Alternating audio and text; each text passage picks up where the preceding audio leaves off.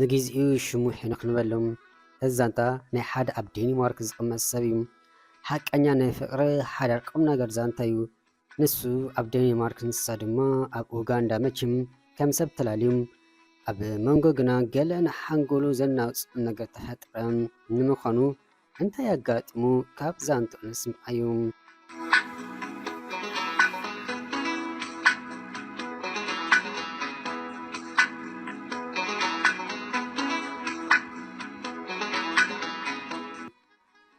ኣብ ሃገረ ዴንማርክ ኤሮጳ ዝቕመጥ ኣብዚ ሃገር 10 ዓመት ገይረ ኣለኹ። ክምርኦ ካብ ዝሓስብ 2-3 ዓመታት ኮይኑን ኣሎም። ኣብ ዘለናይ ዓዲ ጓል ሃገርካ ክትረክብ ኣሸጋሪ እዩ። እንተረኸብካ ድማ ናይዚ ሃገር ባህልን ልምድን ስለ ዘለዎን ከም ድላይካ ኣይኮነልካን። ብሓዳር ብዙሕ ፍርሒ ስለ ዘለኒ ከምዚ ኣብ ከባቢና ንሪኦ ዘለና ቆርቆስ ሓዳር ክገጥመኒ ስለዘይደሊ ኣብ ምምራፅ መፃምት ኣዝየ ይጥንቀቕ። ምክንያቱ ኣብዚ ዓዲ ብዙሕ ፅኑዕ ሓዳር ዳርጋ ስለዘየለ ኣመነይ ዘፍርሐካም ክንደይ ገንዘብ ኣጥፊኦም ናብ ዘለናይ ሃገር ይኣትውወን ግን ኣይሰሙን ሳለስቲ ይጠልምኦሙ ኣብዚ ሓሰቦ ጭንቀትን ፀገምን ይኣቱ እንደ ወደይ እዚ ናይ ሎሚ ሓዳር እንታይ ዝኾን ዘሎ ይገርም እዩ። ናይ ዓለም ነገር ዘይተርፍ ኮይኑ እምበር ንበይናኻ እምበር ይሓይሽ ዘብል እዝን ካልእን ኣብ ግምት ኣእትኻ ጥንቃቐ ማራይ ዘለይከም ስለዚ ድማ ኣብ ምምራፅ መፃምድቲ ክጋገ የብለይለ ስለዚ ሓስብ ንነገራት ብዓይኒ መርፍዒ ዝሪኦም ካብቲ ዘገርም ክሳብ ሕጂ ብዙሓት ኣዋልድ ተላሊለኹም ገሊአን ቅድም ውሰደና ገሊአን እንቲኻ ትሰርሕ ገሊአን ተቀዳዲመን ምቁረይ ሓኒ ምባል ብዝሓም ገሊአን ኩሕልምሕሊ ብምብዛሕ ከተለልየ ፀግማኸም ይገርም እዩ። ድሌት ሓዳር ዘለዋ ክትረክብ ኣመና ኣሸጋሪ ኮይኑ ዘሎም መቼም ድሕሪ ብዙሕ ኮለል እታ ናትካ ዝበላ ኣብ ገለ ተሸኪዓ ትፀንሕ ዲ ዝበሃል ሓደ መዓልቲ ምስ ሓንቲ ኣብ ኡጋንዳ ትቕመጥ ብልቢ ዝፈትዋ መተዓዊተ ብኢንተርነት እናዕለልና ከለና ብዕላል ዕላል ሓንቲ ፅቡቅ ገይረ ዝፈልጣ ንኣኻት ትኸውን ሽኮርና ቆልዓላ ከላለየካ ኢላትኒ ብኣኸ ዝመፀ ድኣ ዓይነይ ኣሓስን ኢለ ፍቃደኛ ብምዃን ናይ ኢንተርነት ኣድራሻይ ክትሕባን ናታ ድማ ንኣይ ክትሕበን ሓቲት እያ። ድሮ ምስታ ሽኮሪና ዝበለታ ጓል ተላሊናስ ብኢንተርነት ዕላ ጀሚርና ድሕሪ 4 ኣዋርሕ ናይልና ድማ ንመርዓ ወሲና ንስድራ ክልቴና ድማ ተላሊዕና እዮም። መርዓውን ተቆፂሩሎም መዓልትን ከልብን ካይፀዋዕኸን ይመፁ ኮይኑ ነገሩ ግዜ ውትፍ ኢላትና ኣብዚ ቀረባ መዓልታት ግና ሓደ ዘቕስነኒ ጉዳይ ተፈጢሩሎም ካብቲ ዘገርም ኣነ መዓልተይ ብቴሌፎን ድሓዝ ዝገብር ኣብዛ ዝሓለፈት ሰሙን ግና ደጋጊመ ደዊልላ ህፂተይ ክትቅበለና ይከኣለትን ሳላ ተስፋ ከይቆረፅኩ ደጋገምኩ ግና ልክዕ ድሕሪ ሰሙን ተቐቢላትኒ ስምዒተይ ተቋፂረ እንታይ ከም ዝኾነት ክፈልጥ ስለ ዝደለኹም ብዋዛን ቁም ነገርን እናሓወስኩ እንታይ ደኣ ናይ ድሓንድኸይ ክሳብ ክንዲዚ ቴሌፎን ዘይምቕባል እንተበልክዎም ዘይቀስን መስሓበትን ዘገርምን ዝእመን ድማ እዩ። ኩርምተይ ስለ ዝሓምኩ ኢላትኒ እንደ ወደይ ካብ ሕጂ ከምዚ ኢልካ ደኣ ሓዳር ከመይ ክኸውን ነዚ ነገር ኣብ ልበይ ገይረ ቅድሚ ዝኾነ ምግባረይ ንዝፈልጥ ሰብ ወይ ኣማኻሪ ክውከ ስለ ዝነበረኒ እዚ ክብሎ ፅንሕ ክእሪ ቁፅር ኣቢለ ምስ ነገርክዎም ክሳብ ክንደዚ ዘጠራጠረካ ደኣ ከመይ ድዩ ተረዲእካ ክብል እዩ ነቲ ኩርምተይ ዶ ገለ ዝበለ ተሓቱኒ ዓይነይ ዘይርአየ እሞ ከመይ ክብል ምስ በልኩ ትቕብል ኣቢሉ እሞ እንታይ ደኣሉ ዘየቕስነካ ዘሎ ምስ በለኒ ኣብ ውሳነይ ወይ ኣብ ኣተሓዘይ ገለ ፀገም ክሕሉን ይሰጊእ ምስ በልኩም ከመይ ማለት ከይ ክብል ደጊሙ ሓቲቱ ንግሖ ምድዋለይ በዚሁም ኣሻዲና ክኮን ምስ በልኩ ዓሚቐ እንዳስተንፈስኩም ሂኖክ ምድዋል ደኣ ብኸመይ ከሻድና ዝኽእል ክብል መሊሱ ሓተተኒ በጃ ሃይለካ ናይ ደቂ ኣንስትዮ ነገር ኣይርዳእካን እዩ እንተቀረብካየን ይሓድማ እንተረሓካየን ይቀርባ ፅላለትን ዚኣትን ምስ በልኩ ትቕብል ኣቢሉ ከንዲ ኣጥቢካ ድሓያ ዝገበርካ ከይትርሓቐካ ትሰግእ ኣለኻ ማለት ድዩ ምስ በለኒ ከምኡ ዓይነት እዩ እዚአን ጠባይን ክትርድኦ ፀገም ይበጃኻ زي نرئي نسمعو زلناي بلكو تصغري اندحكو زيادة قلا كراقص او كفلت ازدلي زمسل نسقاتكا بزي متحبا تزرارين كنودو تخون كبل ماليس حاتتنيم قد حقي تزراربنينم دحر بزح انكليل ما أراكندي كم تقدس اللي كفلس لزدلخي زي تقبل خيلاتني هو نمنتاي دعب كمزي كتمزن فتنك مسبلكوام دحر عقدد ما حازوتين كمو إلان أما خيران عيتلنن لومي مكري كالوس سامعا كتفردني كاب حق أنت صبح دا أنتاي كتكونا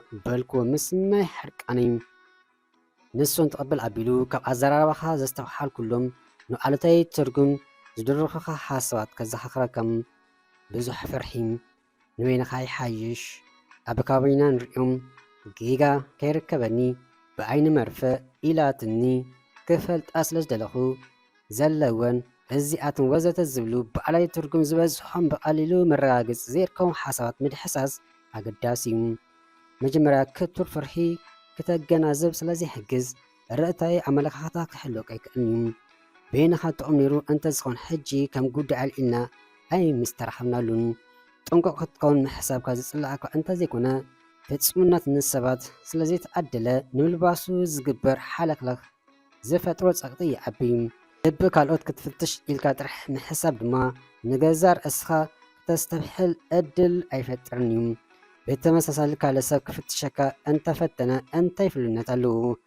ኣብ ገለ ውሑዳት ሰባት ዝርአ ባሕሪ ንኩሉ ሰብ ዝውክል ጌርካ ምግላፅ ቅንዕዶ ይመስለካም?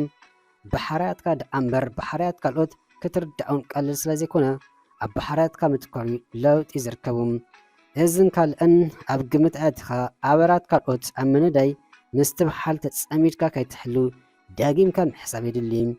ምክንያቱ ጉዳይ ክልተ ኣባዱ ስለዘይፍጸም ጉዳይ ክልተ እንተዘይትንንወኒ መን መዝደፈኒ እዩ። እታ ትማሊ ካብ ብዙሓት ብጥንቃቐ ዝመረፅካያ ምዝ ሕጂ ስግኣት ዝፈጥረልካ ዘሎ ጉዳይ ብምንጻር ሚዛኑ ብኸመይ ትርእዩ ምስ በለኒ ድሕሪ ነዊሕ ዘረብኡ ሓቂኻ ገለገለ ክምልሶም ዝግባአኒ ሕቶታት ከም ዘለው ይስወጥን ኣሎ። ሓቂ ሓይሽ ክሳብ ሕጂ ሌለና ብኢንተርነትን ቴሌፎን ይጸኒሑ ይኩን ደኣ እምበር እታ መተዓቢተይ ሕማቕ ክትሓስበለይ ትኽእል ኣይልእ። ስለዚ ኣምን ነዚ ሓበትና ሓበሬታ ሙሉእ ብሙሉእ ተቐቢል ምስ በለኩ ትቕብል ኣቢሉ ንሳ ናታ ሓበሬታ ሂባትካ ክትኮን ትኽእል እያ።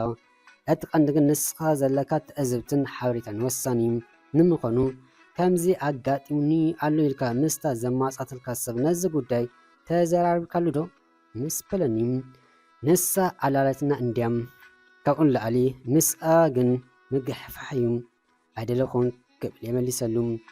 ጉዳይካ ካይገፍሕ ምሕሳብካ ጽቡቕ እዩ ወለድኹምከ ንሕፀኹም ከመይ ተቐቢሎሞ ትብል ምስ ወሰኸኒ ሓቂ ዘረባ ስድራይ ብዙሕ ብሓቂ ስለ ዝፀርሖሙ ካብ ፈለማ ኣይትቋሙም። ስድራውን ሕጉሳትን እግባት ምዃኑ ገሊፆምለይ እሞ ናይ ስድራኻ መማፅኢት ናትካ ሓበሬታታት ኣብ ግምት ብምእቶም እንታይ መወሰንካ ምስ በለኒ ብስድራኣ እግቤ ብምማፀእትዩን ከምኡ ንሳውን ንስኣን ምስትብቃል ዝበለቱ ዝኸውን ከምኡ ግን ክትገብር ኣይነበራን። ምክንያቱ ውሳኔ ናይ መጻኢ ጉዳይ እናሓሰብናስ ተገዳሰለይ ዶ ተሸቐለለ ዶ ኢልካ ምጥላእ እንታይ ኣምፅኦም ፈስንሱ ኢለ ብቐፃሊ ዝድውለላ ብዝኾነ ደጊምካ እንተሪኢኻዮ ሻለነ ባል እዩ ዝሓይሽ ምስ በልኩ ትቕበል ኣቢሉ ዘለኩም ናይ ጂኦግራፋዊ ፍልሊ ሓድሓድ ስምዒታትኩም ክትናበቡ ስለዘይኽእል ዝኾነ ዘረባታት ስግኣታትን ጠርጣረታትን ክፈጥረልኩም ልቕል ተኽእሉ ኣለዎም። ይኹን ደኣ እምበር ኩሉ ዝመስለካን ኣብ ኣእምሮኻ ዝመጻካ ሓሳባትን ሓቂ ማለት ኣይኮነን። ሓሳባትኩም ብግምት ክሕስወካ ስለ ዝኽእል ንሓሳብካ ብቕንዕና ሓቂ ዶ ኢልካ ምምርማሩ ኣገዳሲ እዩ።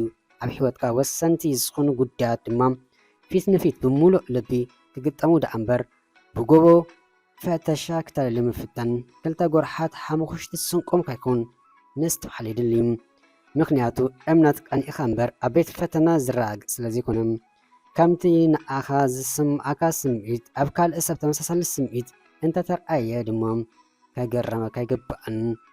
ምክንያቱ ስምዒት ኣድማሰይ ስለዝኾነ ዝተእመካ ድማ ልዕሌኻ ዝግንዘቦ ስለዘየለ ካብ ብዝመስለካ ብዝርድኣካ ንክትነብር ብምሉእ ልቢ ምዝራብ ዝሓይሽ ፀገምካ ንምፍታሕ ድማ ክንዲ ንካልኦት ምውቃስ ዋና በዓልካ ብምዃን እጃምካ ምላይ ዝሓይሽ ብተወሳኺ ናይ ገለ ውሕዳት ሰባት ፀገም ብሓባር ንኩሉ ሰብ ዝውክል ኣይኮነን።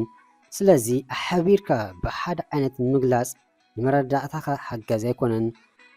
ብሓፈሽኡ ሓሳባት ክንዲ ዝተወፈኻሉ እዮም ትርጉም ዝሕብካ። ስለዚ ንገለ ኣሉታዊ ትርጉም ዝሕብካ ሓሳባት ንምውጋድ ኣብ ክንዲ ኮነንያ ምባል ኣይ ኣየስተባዕለት ምባል ኣብ ክንዲ ጎርሓትለይ ትብል በላሐ ምባል ኣብ ክንዲ ኣይትዕመና ምባል ገርሐ ምባል ክንዲ ዘረባ ካልኦት እያ ትሰምዕ ምባል እኳ ዘይተሓብኣለይ ቀንእት እያ ምባል ደቂ ኣንስትዮ ፅላሎትን ኣብ ክንዲ ምባል ደቂ ኣንስትዮ ዝንስትበለሉ እየን ዘንብባ ምባል ንቀኒት ኣእምሮካ ብምሕያል ሓዲእኻ ንጉዳይካ ከይተረበሽካ መፍትሒ ክትረክበሉ ሓገዝቲ ኣገባባት ኣወንታዊ ኣመለካከታት ስለዝኾኑ ተጠቀመሎም ክሉ ንሱ ሚኢዱኒ ተረዲእካ እዚ ሓወይ የቀንል ምባል ምስኡ ተፈላለየ እንተኾነ ኩርምተ ስለዝሓመምኪ ዝበለቱን ፀንሐኻ ክፈተነካ ደልየ ምባላ ፅቡቅ ድዩ እንድኢ ብዙሕ ዘይተመለሰ ሕቶታት ኣብ ሓንጎለይ ኣሎ። ንስኻትኩም ከ ኣብቲ ርእሲ ዝተዋሓበኒ ምክሪ እንታይ ትብሉ?